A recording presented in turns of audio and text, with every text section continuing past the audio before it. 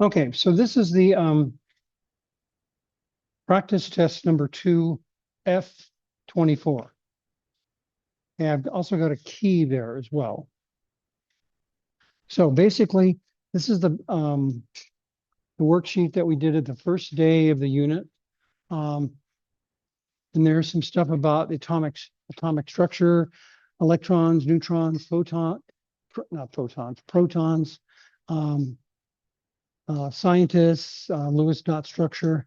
So I'm going to go through all these, but basically all 4 of the study guide pieces, and then there's a periodic table organization as well. All 4 of those study guide pieces is going to be on your test. Okay, so let's go through these now.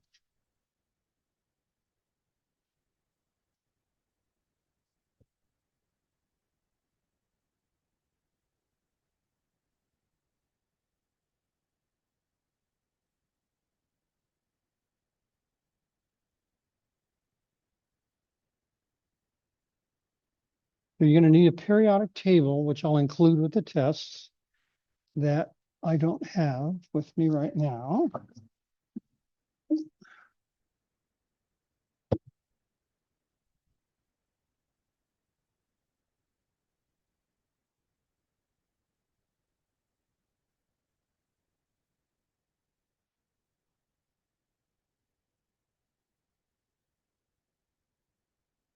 Okay, so I warned you on this that there are both neutral and ions present. Now, how can you tell if it's an ion?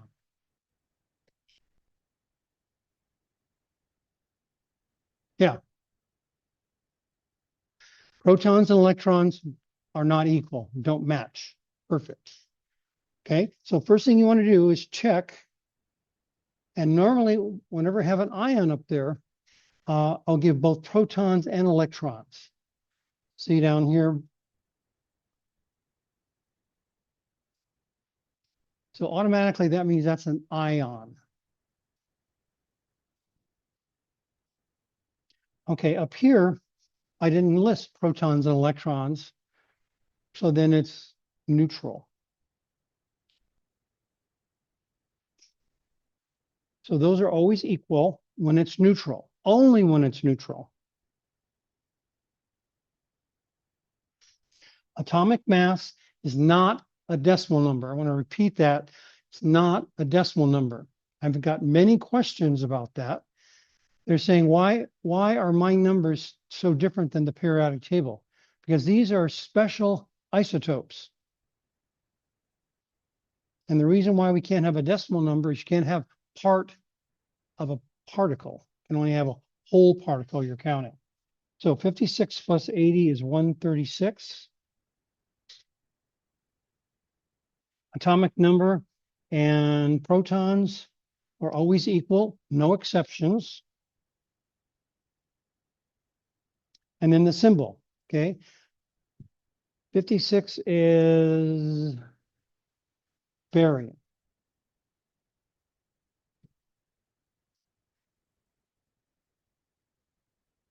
.56 on the bottom, isotope 136. So it's going to be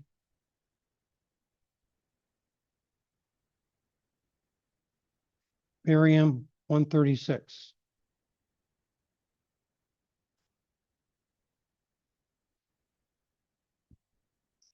Okay, the next one.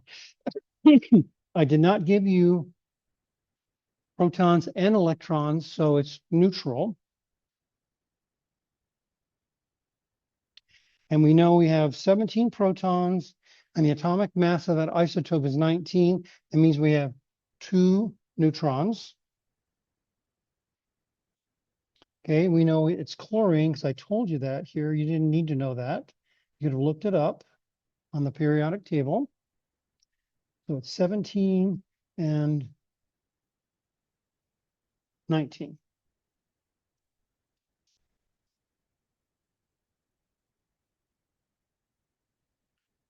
All right, so let's go down here. Now we automatically know this is an ion again because protons and electrons are not equal.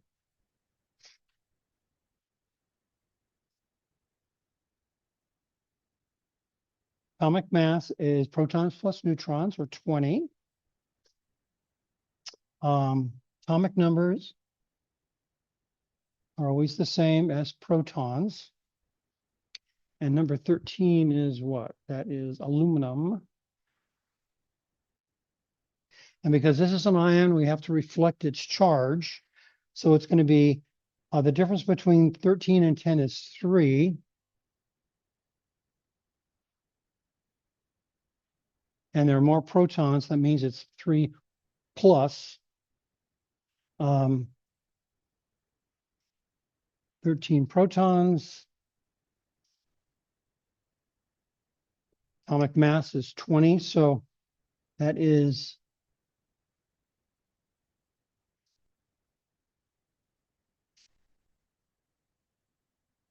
aluminum 20.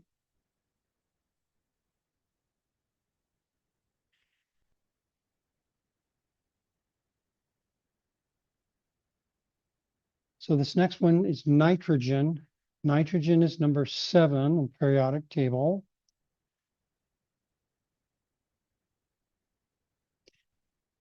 Neutrons plus protons equals 18. That means neutrons are 11.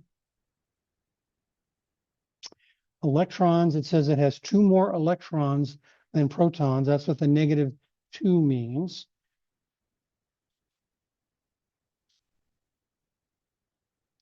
So we have nitrogen 18.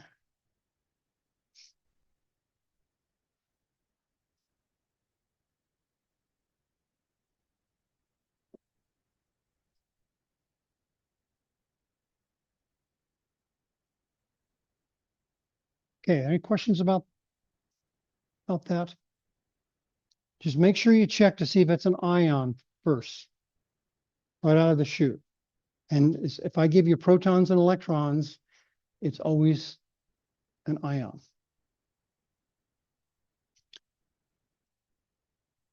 Also, on your real test, I'm going to give you more room to write your answer than this thing is.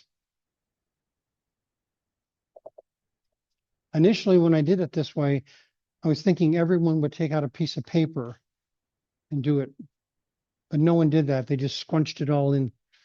So your test will have lots of room to write the answers. Okay, how is an ion different from a neutral element? We just talked about that a minute ago. How are they different? Yeah. Charge.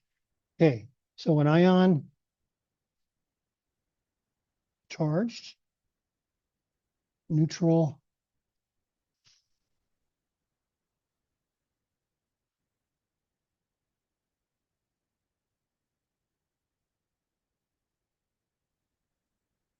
equal to 0.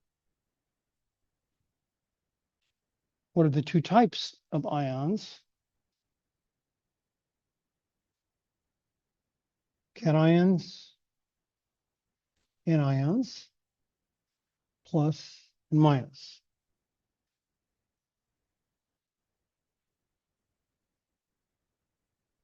What's an isotope? Isotope differs in the number of neutrons, but not protons. So using carbon 12 and 14 as examples, carbon has 6 protons, 6 neutrons for carbon 12. Carbon 14 has 6 protons, 8 neutrons. So they differ in neutrons only. The chemistry is the same. What's the atomic number for oxygen? 18. It is 8. What's the difference between oxygen and oxygen -2? Yeah.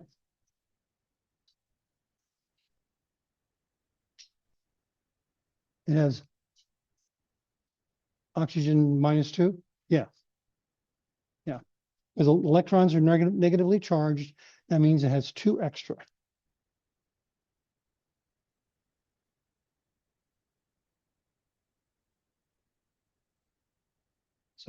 10 electrons versus 8 protons.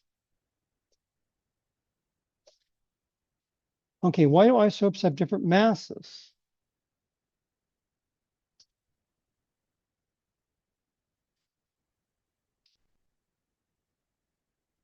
Different number of neutrons.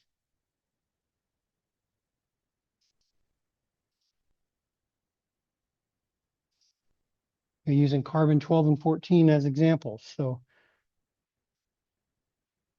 carbon 12 has got 6 protons, 6 neutrons, 6 protons, 8 neutrons.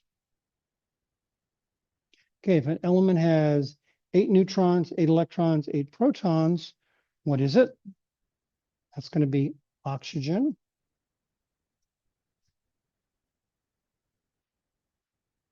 Okay, if it's got 8 neutrons, 9 electrons, 8 protons, what's its charge?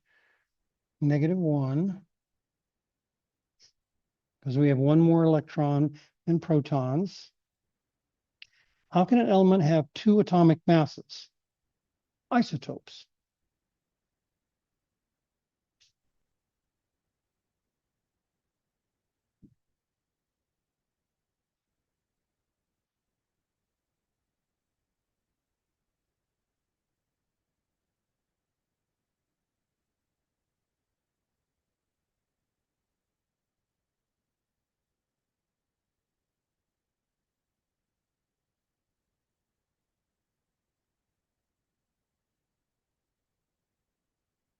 Okay, as far as scientists goes, who was Rutherford?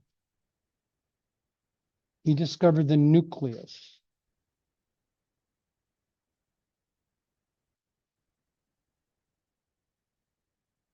So again, you need to know 1 or 2 words for each of the scientists.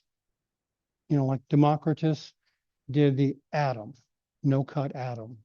Bohr did the orbitals, etc. Okay, I don't want a paragraph per scientist, just a couple bullets. Lewis dot structures for C2H4O2. This is one we did in class, and there are 6 structures that are all legal. Yeah.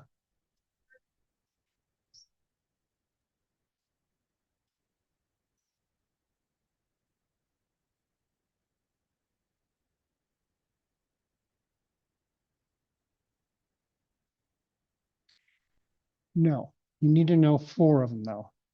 Carbon's got 4 singletons.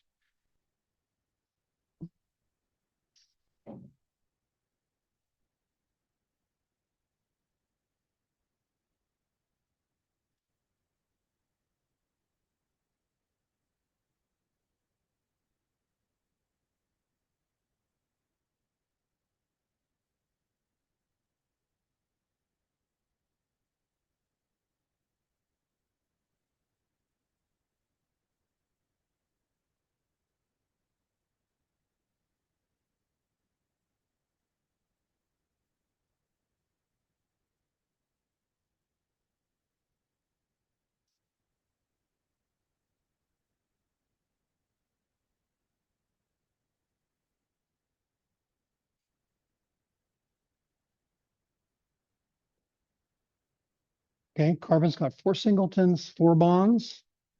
Nitrogen's 3 singletons, 3 bonds, 2 singletons, 2 bonds, etc. And if you look on the periodic table that I have below here,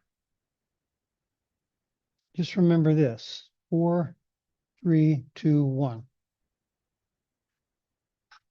So you sort of have to memorize it, but you just remember carbon is the milepost. And you can remember carbon has 4 singletons. Everything that after it follows.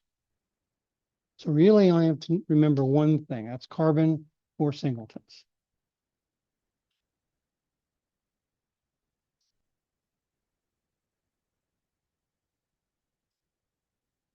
Okay, two Lewis dot structures out of 6. There's lots of variations. You can look something like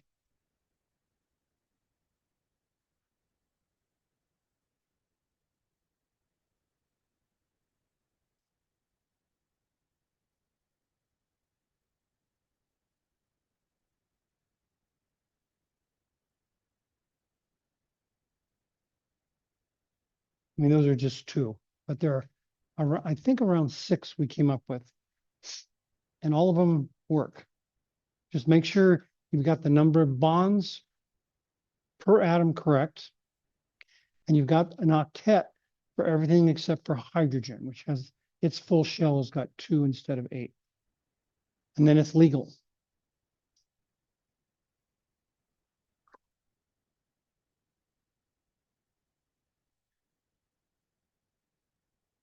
Okay, I'm also going to give you a periodic table. I'm going to ask you to find the following.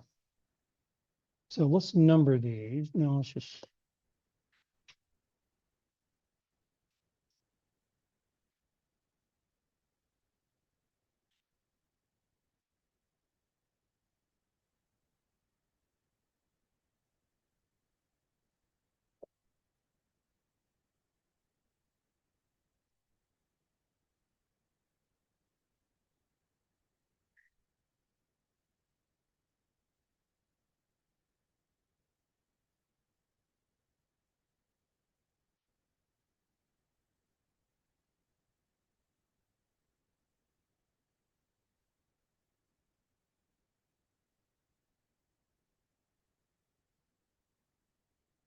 So those are the 4 groups. Yeah.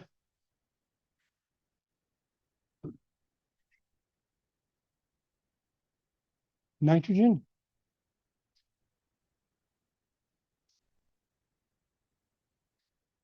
He's got 5 valence electrons, but it's got 3 singleton. That's why it's 3 bonds. So the other 2 are tied up in a pair and they don't bond. Because everything is in pairs. We're going to see it in unit 3. We're going to keep digging down on the atomic model. And we're going to see all these orbitals and everything. And each orbital can only hold 2 electrons. So it's already got 2 in it, can't bond anymore. That's why it only has 3 bonds, because it's 3 singletons. Is that sort of your question? Okay. Metals.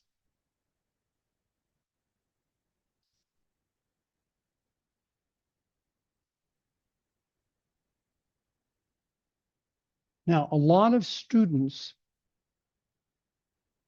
did this for metals.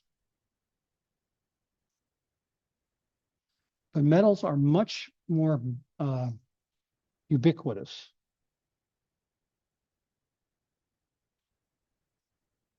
And nonmetals are over here. So this will be metals.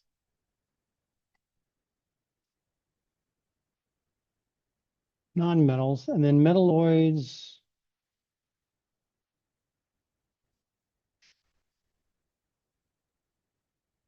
Have characteristics of both metals and nonmetals, depending on the voltage applied to them. They're very unique. You put a plus charge on it, it does one thing. You put a negative charge on it, it does another. Okay, that's the practice test. And your test is going to be very similar to this, just as long. So it's a good study guide. Yeah, correct.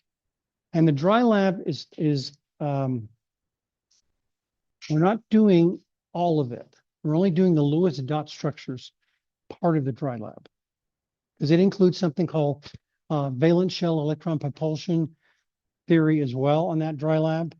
And we're only doing Lewis dot structures. And the first step of doing that is to do the Lewis dot structure. So if you didn't get the Lewis dot structure correct, everything else is wrong. That's why I'm focusing on Lewis dot structures. When you take your next chemistry class, they're going to cover VSEPR with you. And of course, the first step of VSEPR is Lewis dot structure. So I want to make sure you can do that really well. So that's why I'm focusing on that. Also, we're not going to do ions. I'll tell you in lab, we're not doing ions, and we're not doing CO. I don't know why that's even there. CO is carbon monoxide, and it's an exception. And it's in the very beginning, too, where all the easy stuff is. So we're going to change that to CO2, and we're going to make CO2 later on C2AOH, excuse me, C2H4O2, which is the one I just went over instead. But it's a really good practice worksheet. And I also have additional Lewis diagram worksheets for you under files if you want additional practice. Now, again, dry labs can be done at home if you want, or you can do them here while I'm there. Okay, so that's unit 2. Now, unit 2, students feel is the easiest unit. Unit 1, everyone feels is awful. So, and unit 3 is kind of a half and half. Towards the end of unit 3, you're going to get back into math. And then unit 4 and 5 are mathy. So, okay, so that's it for today. Friday lab people, you're welcome again to do the dry lab at home if you want. Or I'll be there the whole time, so answer any questions. No take-home question. Oh, darn. So just to be clear, you're not gonna tell us how many people in No, you need to know that. So no carbon, it's got 4. Then as you go into the right, it goes 4, 3, 2, 1. Yeah, so just know this guy. And these all just follow. Okay. And this means electron. Hmm? And that means electron. Singleton electron. So make a little side note, singleton electron. And for each singleton electron, you can have a bond. That's why this corresponds. But there's no pair. There are pairs. Nitrogen has 5 valence electrons, but 3 singletons. So that means the other 2 electrons are paired. So if you want to write one pair here, Okay. 2 pairs. Halogens are 3 pairs. And hydrogen, no pairs. Oh, and the carbon just has the 4 stuff. Or, yeah, no pairs of carbons. Okay.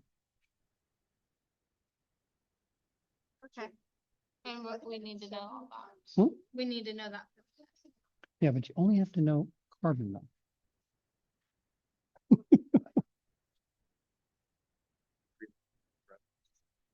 Never for dry labs.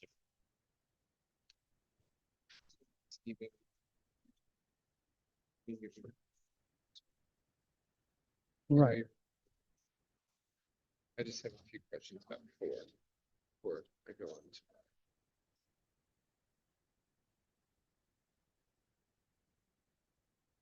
Just a minute, you guys. Let me turn